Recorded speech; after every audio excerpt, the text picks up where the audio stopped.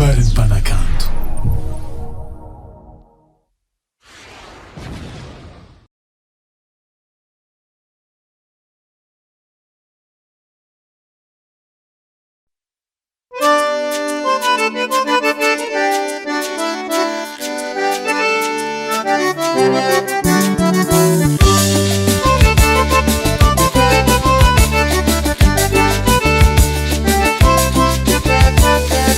Mialako fonja nova com azafady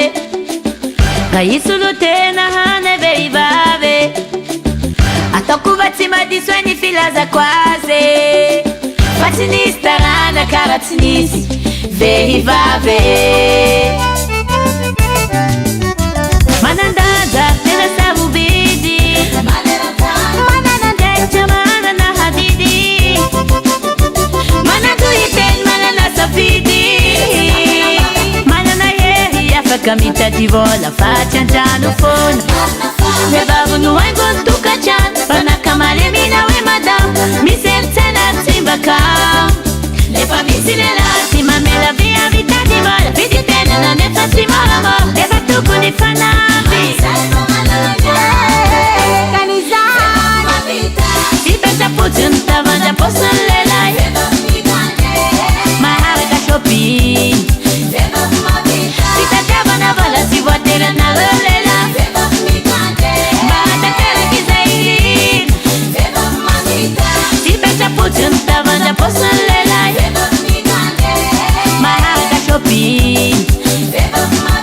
fitadiavana vola si voatera na rolela matakaraka izay ilina oye